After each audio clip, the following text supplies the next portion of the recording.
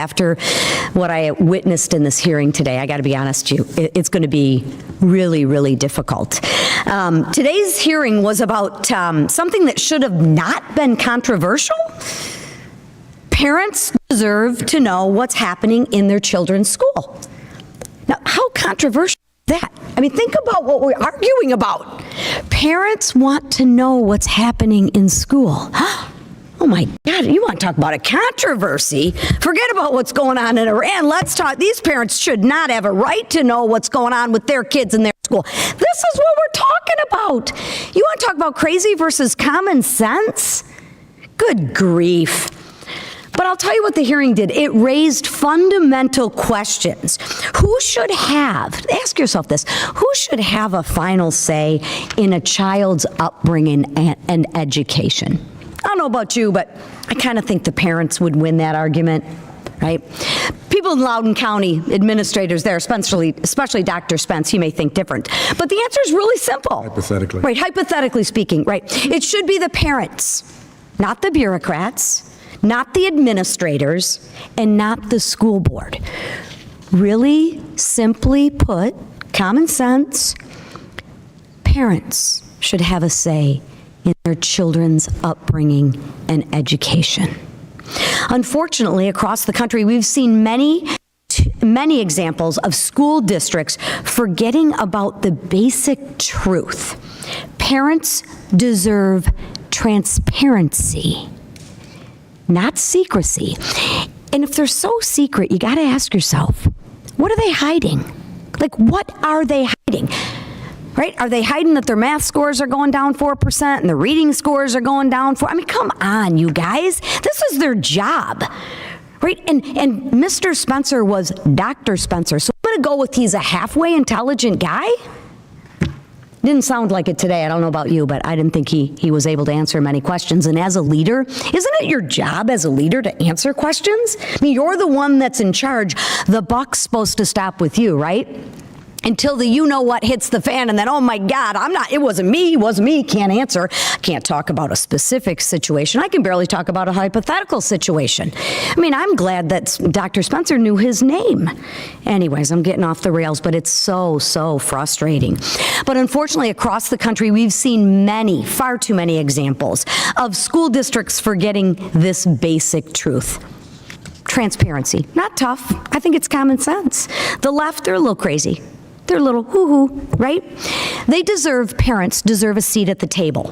And when decisions are being made about their children, schools and school boards and administrators should actually be focused on, wait for it, how about they should be focused on educating their students, right? You know, let's get back to the basics. Reading, writing, arithmetic. Preparing young people for successful futures. Instead, too many districts have become consumed by focusing on woke ideology, protecting bureaucracies, avoiding accountability like we saw from Dr. Spence, because he can't talk about anything, specific, right? And shutting parents out of the conversation, right? I remember when I went to school, the schools were encouraging parent participation, right? Remember those days when schools actually wanted parents to participate in educating, like their kids and making sure they did their homework and stuff? Now, my gosh, if you want to be involved in your school, in your child's education, well, I think you might be the Antichrist. Like, what are we talking about? You actually want to know what's going on in the schools that's teaching your children? Well, that's a lot of bounds. Right?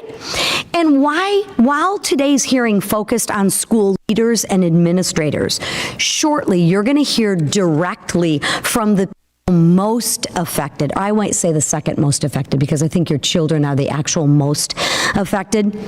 But you'll hear from the parents, the ones that should have a say in their children's education. At least we Republicans feel that way. The moms and dad who simply, that's all they wanted. Can you just give me answers? Right? Dr. Spence can't give any answers, right? I can be in charge, I can be the boss, but don't expect me to give any answers, right? Last I checked, if you were in charge, you owned it. And I think Dr. Spencer did everything today but own it. The parents who expected transparency from their school districts and were met with resistance. The parents who raised concerns and felt ignored. And correct me if I'm wrong, I don't want to put words in your mouth, but from our conversations, that's kind of what we talked about. The parents who raised concerns, they felt ignored. Okay. The parents who watched school officials protect their institutions rather than pursue accountability. The parents who faced hostility, even threats, simply for speaking up at school board meetings. Isn't that interesting? Because they had questions and they wanted answers from the people who are supposed to be in charge, who are actually supposed to be getting paid the big bucks to give you the answers. Well, God forbid you hold those people in charge for giving you answers. Woo-hoo-hoo. Yeah, these stories come from different communities, different circumstances, but they all share the same troubling reality. When institutions become more concerned about protecting themselves other than serving families and protecting the students, that's when trust breaks down. When parents are kept in the dark, trust breaks down again. And when concerns are dismissed, trust breaks down even further. When accountability takes a backseat to protecting the system, guess what? Trust breaks down again. And when parents are made to feel unwelcome in decisions involving their own children, guess what? Trust breaks down. The parents standing with us today are not political advocates. They're parents. They're moms and dads who care deeply about their children, and they also care deeply about their communities. They're doing exactly what we want parents to do. We want parents to stay engaged. We want parents to ask questions, and we want parents to advocate for their children. That's common sense.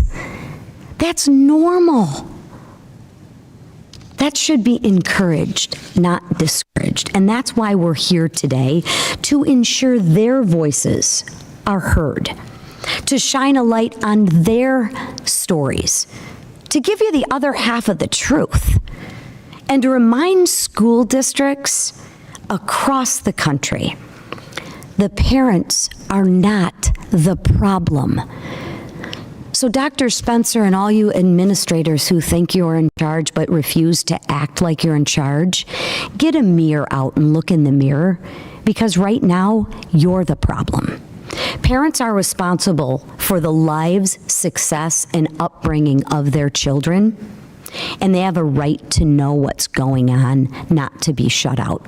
And that's why I'm proud that Chairman Wahlberg held this hearing today, to uncover the disgust and what's truly going on in these school systems, because God forbid we got to protect the schools. What about the children? I ask you this, who's supposed to protect the children?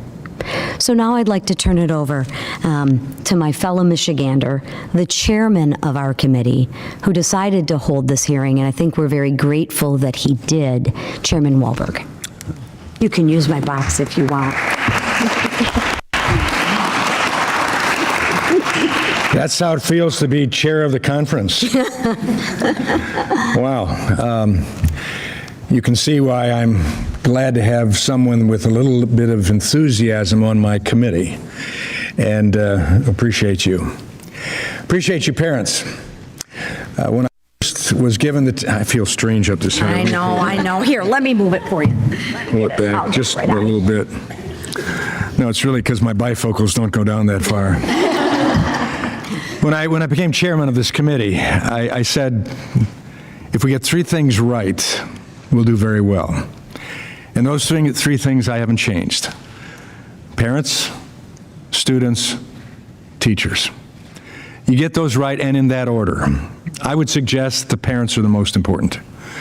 The parents are taken care of and listened to and considered, as the educators of their kids who supplement their education authority by a school system, whatever that school system might be of your choice, it'll work. The kids will come along. And if teachers are encouraged to do what education is supposed to do, I think it'll work as well. Now, I'm delighted that we have instituted in the One Big Beautiful Bill, or what else do we call it, the Working Families Tax Cuts Bill. I'm still on the One Big Beautiful Bill. Educational choice, universal educational choice. We've dipped our toe in the water on that. That gives the opportunity, but the other side will fight back, and we saw that today. We literally saw an evidence of that old children's book that had that phrase, "The king has no clothes." And they were trying to foist the belief on us that they had clothes and what they were doing for the best interest of the kids. The Northwest Ordinance says something. It says something because you can still read it. About education, it says, religion, morality, knowledge being necessary to good government and the happiness of mankind, schools and the means of education shall forever be encouraged. I like the fact it talks about schools, but also the means of education. And it starts with religion, morality, knowledge. Those have to go hand in hand. What we saw today is the reason we've got the problems. If we had more time, we could have talked about the Chicago public school system. 97% increase in funding since 2013 to 2024. Minus 63% improvement, which means there was no improvement in math, and 73% minus 73% improvement in English, in reading. So when they talk about needing more funds for what? For more failure? And I think ultimately what you folks are doing in giving oversight, attempting to give oversight to your schools, and when they said today they don't look you as negatives, well, yes, they do. You're to be managed, and you weren't managed, and so you become domestic terrorists potentially at that point.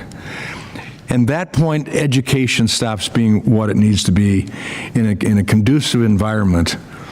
And then, as I said earlier on, or early on in my final statements, we're encouraged to follow the science. Follow the science.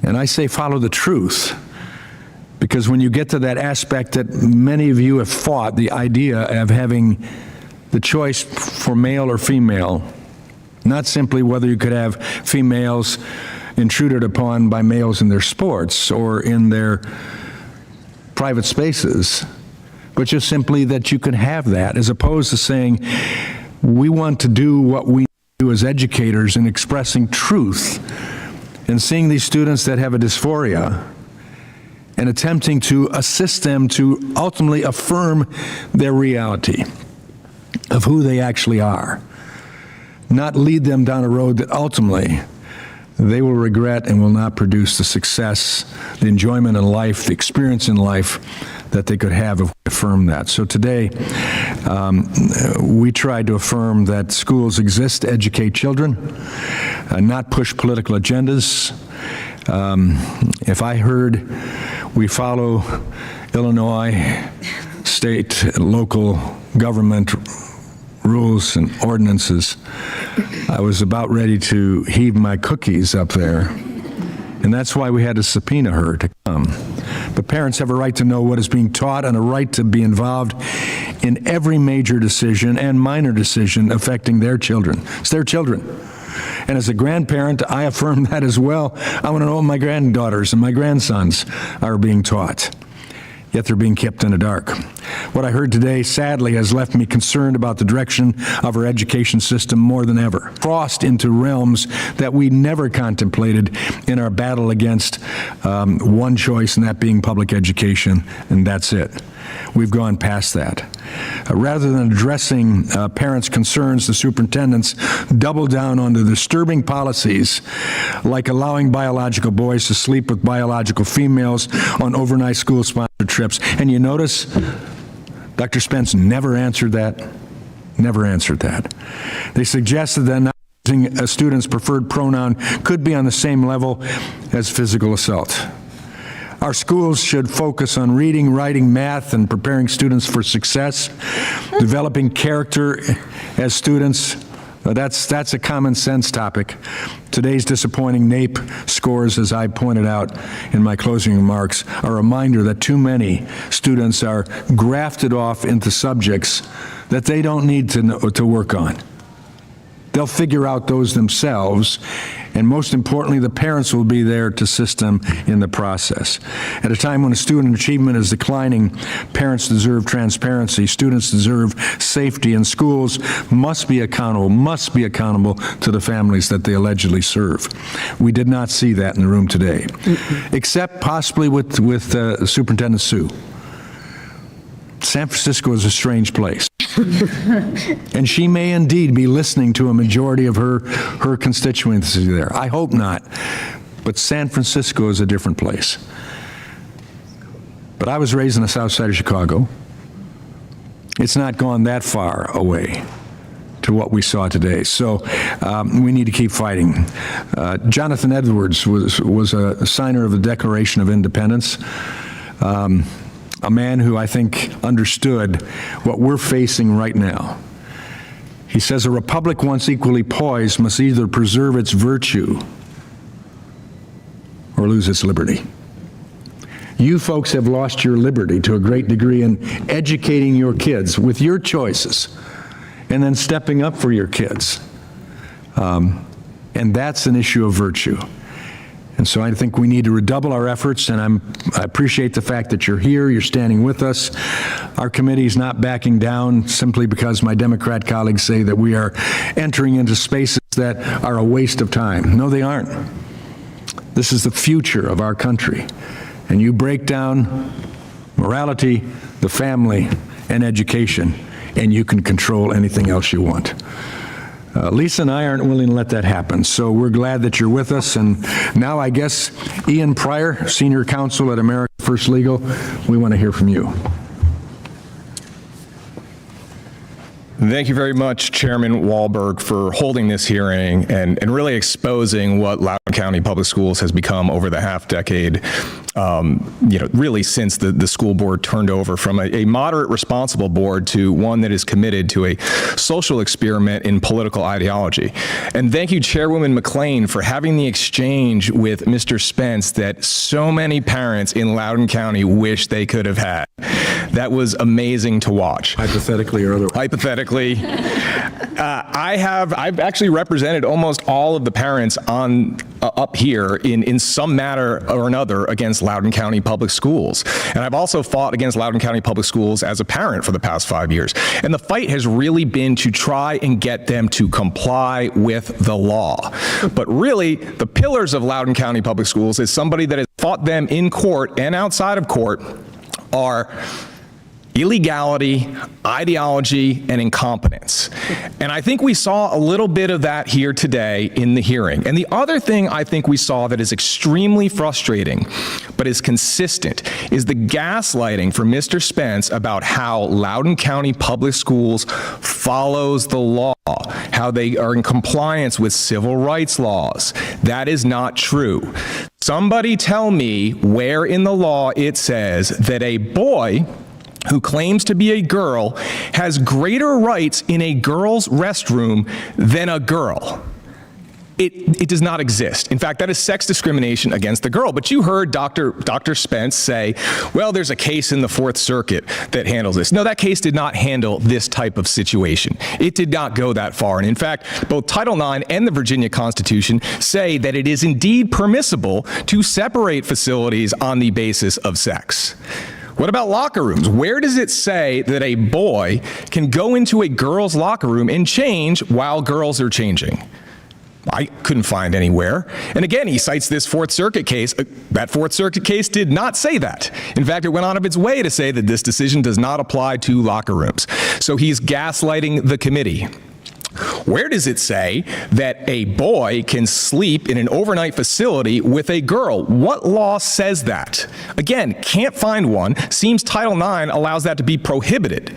But interestingly, what Dr. Spence said about that was that if parents want an accommodation, they can get one. How? They won't even tell parents if their children are expressing a different gender identity in school. They are absolutely not going to give parents advance warning that a biological male will be at an overnight trip with them because he claims to be transgender, or that he's going to be in the locker room, or that he's going to be in the bathroom. They have no ability to request accommodations or opt-outs. And I'd also like to know where in the law it says that it is Title IX sexual harassment to call a girl when she wants to be called a boy. But that is what Loudoun County Public Schools claimed when they went after two boys who called a girl because she wanted to be called a boy. And finally, it is definitely not the law that you cannot tell parents or can allow their child to socially transition to a different gender at school without parental consent. How do we know that's not the law? Because the Supreme Court said that in January in Mirabelli versus Bonta. I have not seen a single attempt from Loudoun County Public Schools to get its policies into compliance with the Supreme Court decision. So perhaps giving Dr. Spence the benefit of the doubt, maybe they're ignorant of the law. If that's the case, they should get better lawyers. But ignorance of the law is no defense, and there is no justification whatsoever for turning a once great school system into what it is now, which is a social experiment that is dangerous, reckless, and shuts parents out of the equation. Thank you. So we shouldn't let the facts get in the way of a good story? We will now hear from Seth Wolf, who is a parent advocate. Seth, sorry, I'm on the other side. Thank you, and I'm honored to be here standing next to you guys, and I appreciate all the work that was done here today and the amount of attention that was brought to this topic. I'm here today just as a parent, standing up for my children and other parents that don't have the opportunity to be here as well. Some of you guys might have known my story. We came from Loudoun County. My son was part of the locker room incident that happened last year. And if it wasn't for people like Ian and the founding Freedoms Law Center, we wouldn't have had an opportunity to even have a voice to be heard because of the way that these policies in these school boards are written. Our voice and our rights are being taken away from us, and not just us as parents, but as students. If a student speaks up against it, they are forced to either take punishment or stand down for what they believe in, and that's something that, especially when I raised my kids, that's one of our founding freedoms in America is our right to have our beliefs and our right to be able to say what we want to say and what we believe in. And when we have school boards that are acting more as businesses with million-dollar budgets and billion-dollar budgets, it becomes this place where normal families can't stand up for their own rights, and it's just not right. And so to have legislators and representatives to come up here and make this issue an issue that shouldn't even be an issue. We should just be talking about education and having, America be the best place for education. And instead of dealing with the basic topics of education, we're forcing children. These are all children from elementary, middle school, and high school to have to deal with these social issues that us as parents don't even have the answers to. And so it's unfair for what's going on in our nation right now. We need more parents, like standing next to these brave mothers here, and we need more fathers to stand up and to go to your school board meetings, to vote these people out of office that aren't leaders. We need strong leaders to stand up and to do the basic things, and that's to protect our children, protect our rights, and educate our children so we can secure our future. So, thank you. Okay. All right. Next, I don't have any. Tamaya Harding. She is a parent and also an advocate. I might need your You want my box? Yeah. All right, I'll get it for you. Thank you. She's short on one end, too. Thank you. Thank you so much for giving all of us parents this opportunity to speak and let our voices be heard, because as you heard already from everyone else, that's something that has been, they've tried to take away from us. But when it comes to our children, you know, you can hurt us all you want, but when it comes to our children, we won't cease. And as a matter of fact, we'll even bark harder and work harder, and we have each other. Our family story was about 3 or 4 years ago when my daughter and 3 other girls came forward with sexual harassment and sexual assault charges against their AP chemistry teacher. And the county tried to brush it under the rug. They refused to open up a Title IX investigation. They said that it did not fit a Title IX criteria, which we all know that's what Title IX was made for. What we learned through the grueling 17-month process that should have taken 3 months was that they tried to shut us down as parents at every angle. They tried to use our love for our children as a way to make us stand down and frighten us. And our daughters' lives have been forever changed. In the end of the 17 months, I'm the one that requested the Title IX investigation. They shut it down. They said no, as I mentioned earlier. We appealed, and a third party, using our tax dollars, was invited into the case, and they said, yes, open up the case. Absolutely, this is Title IX. What was really hard for me to hear today was that Supervisor Spence said that after he came on board, there was a restructured Title IX. Well, we didn't see that. And what we did see was more lies and more attempts at shutting down parents and Loudoun County Public Schools administration first, and parents and students last. So I'm here to fight for other parents. I'm here alongside these amazing parents. I would love to thank the committee also for giving us again this opportunity. And I'm so encouraged that you all are walking beside us, because we need you. We are the richest county in the nation, and our tax dollars are being used against us in protecting our children. And that's not the way it should be. As Ian said, we had all come here because of the great schools, and now they've failed our students. My daughter was robbed of her high school experience. She could not go back to school. They refused to give her at-home teachers, and her senior year, we were grateful that she wanted to go back to a private school. It should not happen to anyone else, and that's why we're all here, and we thank you again for your support, and we look forward to seeing how this committee hearing will be used in the future. Thank you. And I think a little is missed too is, I pray, and I'm sure Chairman Wahlberg shares the same sentiment, for your children. And I am sure that this experience, as horrible and tragic and disappointing as it was, I pray that they are stronger. I pray that they are more convicted in their beliefs. It's sad and it's disgusting that they had to go through this, but I have a belief that I think they'll be better. I think because of this, and they will be an example. And if you could just take one piece of advice and give it to them, we are here for them in whatever they need. God bless them. Now we'll hear from Alicia Brand, who is also a parent advocate, who also needs my stool. I do need the stool. Hi, everybody. I wrote down my remarks, and the reason I wrote them down, I usually speak right off the cuff, is because this has been an incredibly emotional journey for the last 6 years. So none of this is new. This is just getting worse year after year. My name is Alicia Brand. I'm a mom of 3. I'm a former Loudoun County Public Schools parent.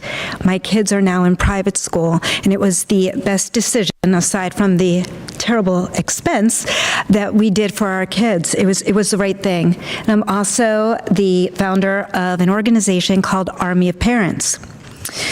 I never planned to be an activist. I never wanted that. I wanted to focus on my kids and their friends and their homework, and I was a really awesome room mom. I was, and I worked with the school administration, and I worked with the teachers in the community for the betterment of our kids, but unfortunately, all that changed. I was very trusting of the schools, but my trust, that never survived.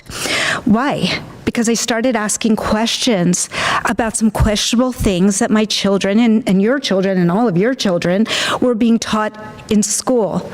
And I was really concerned about some major safety violations that were happening behind closed doors. And I asked for answers. I didn't get those answers. You know what I got? I got targeted. Radical activists that we nicknamed Chardonnay Antifa. I'm sure you've heard that term. I think that was Ian that came up with that one, Chardonnay Antifa. They put together what could only be described as a hit list. And my name was on it. And their message landed: speak up and get targeted. Then came the Loudoun Love Warriors. Crazy name, I know, but that's what they called themselves. Same playbook, same radical activists, different year, but an expanded hit list. Harassment and death threats were made to me. The phone calls started, almost 80 of them. Threats. They were anonymous. The police were involved. They sat outside my house for almost a month. I had to explain this to my children. No parent should ever have to explain that their mother's life and their lives are being threatened by activists just because we want to know what's going on in schools and we want to keep them safe. Meanwhile, the NSBA sent a letter asking the FBI to treat concerned parents as potential domestic terrorists. Loudoun School Board, and our superintendent helped feed that narrative that pointed the federal government at parents like me. Our own government, our own school district, opened the door to treating us as domestic terrorists for showing up at public meetings and speaking out about what our children were learning in school and the fact that they were not kept safe because of certain policies in our school. But it wasn't over then. One more thing. Actually, many more things. But then the Southern Poverty Law Center, who worked, this is important, who worked with Loudoun's radical activists and whose lessons plans Loudoun is still using. They put Army of Parents and me on their hate group map. This is bigger than Loudoun County, as we all know. We saw today superintendents from across the country speaking, and you've heard amazing parents, people from Defending Ed. Their parents are from all over the country. Army of Parents is really Virginia-based, but we're also all over the country. Fight for Schools, amazing parents from everywhere. This is about all of us. When when we ask questions, when we set boundaries and sound alarms, we're met with a coordinated effort to silence us. School systems, like Ian Pryor just said, have become taxpayer-funded activist machines built to push ideological and political agendas that some consider child abuse. I've watched the ideology and policies driven by Superintendent Spence target students and then victimize them. What I've seen from Dr. Spence and some on the school board isn't just a failure of leadership. It's knowingly reckless indifference, and it's harmful. And frankly, it invites the kind of behavior that puts both parents and students in danger. And I have to ask this question: is Loudoun colluding with radical activists? With Loudoun for All, a PAC that's in Loudoun County, with other PACs, with NGOs to silence parents? It sure feels like it. Today, parents finally got a voice. Thank you, and I really appreciate that. We all really appreciate that. I can only pray because we've been down this road before. I can only pray that the hearing is more than performative. I pray that real action and accountability is taken against superintendents like Dr. Spence, against radical school boards, because what's happening to our children is not fair. And you may or may not have children in the school system, but you must understand that you are affected. They are our next generation of leaders. And if we do not stop a cultural revolution and the abuse of our children in the schools, they will make it worse. We will have a country that we do not recognize. So I ask you all, when you write your stories, please remember our stories, our children's stories, and help us rewrite the stories of our future of America, because that's what this is about. And thank you again. I really appreciate this committee and everything you're doing. Sure. Thank you. Thank you. And I would say, Alicia, there are bills that have been and are being drafted dealing with these issues. Thank you very much. So in closing, I will take a few questions, if you have any. For myself, for the parents? Yes, sir? For any of the Loudoun County parents up here, how many other families or sets of parents can you think of probably that have been affected by something like this? Oh, Seth, Too many to count. too many to count. Too many to count. There's ours that they even put it on our Twitter accounts. They send us messages on our Twitter accounts. Come to the mic. So some of us have various Twitter accounts, and some people DM us and have said they themselves have gone in to sue LCPS on behalf of their children, of their children's being bullied, harassed, hospitalized. And they take our hard-earned taxpayer money and fight these parents with it. They pull in not just the staff counsel to fight them, they bring other high-priced attorneys in to fight them. So much so that they're bullying the parents, they're bullying the students, they put fear into them. You don't want this public. You don't want this to happen to your children, right? We got to keep everything quiet. If parents ever get far enough that they can get an agreement, it's always down to a non-disclosure. Anything they can keep out of the courts and out of the public is what they want to do, because then you, the public, think everything's dandy there. And so they are there. My son graduated. He graduated college last year. I still speak up because so many of these parents are afraid to speak up. And we have to engage people they're taxpayers too, but to be also responsible and not be afraid to stand up. These are elected. Spence today, he had people on the lookout so he didn't have to talk to any of you. He snuck out. He is paid over $500,000 just on his salary. And he keeps adding more and more admin staff. He has made LCPS a jobs program.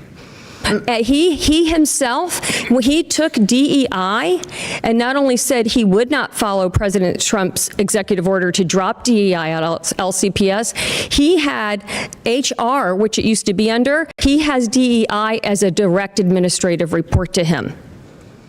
Just a quick follow-up. What would it take for these people that are being threatened with silence to be able to speak up? Does it just take them? I'd like to answer that.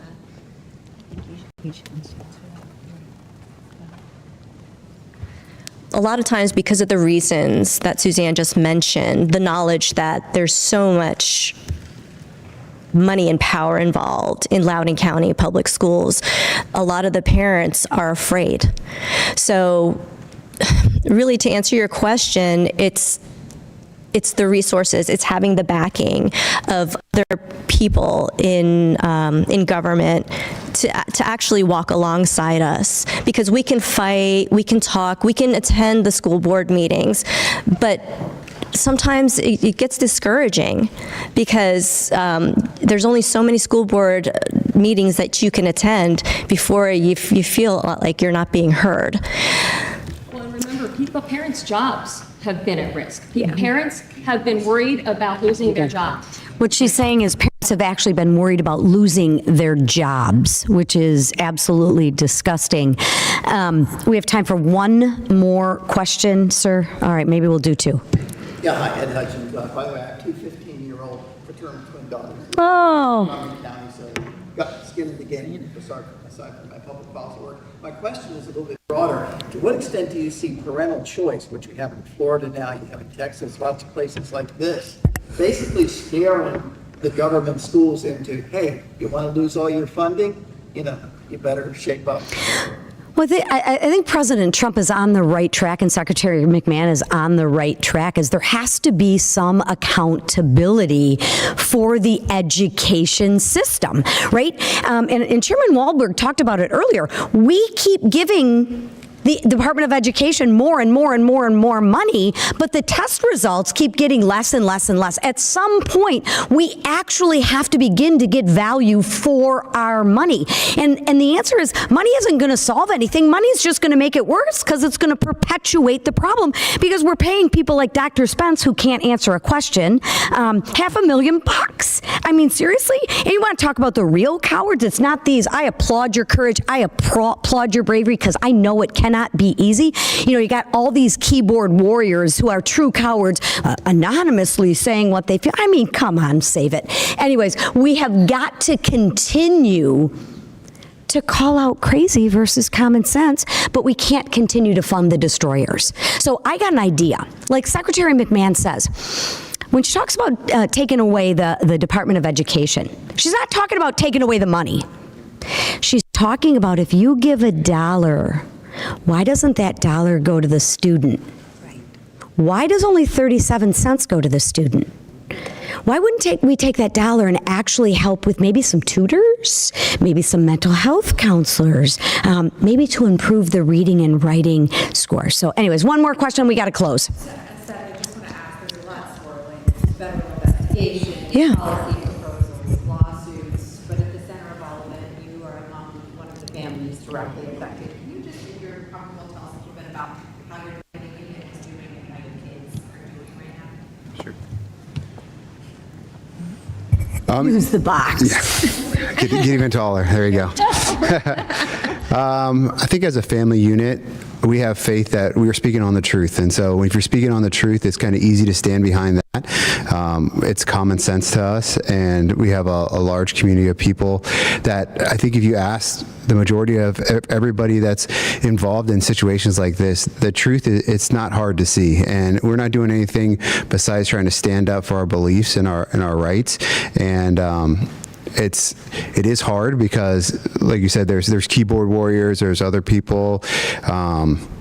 It costs money and stuff like this to stand up and to fight for these basic rights. But when you have a good community of people around you, it's a lot easier. And so we just have faith that, you know, we are doing what's right and what the truth is. And so we're just trying to stand in that truth. And it makes it a lot easier than if we were trying to fight the other battle. How are your kids doing?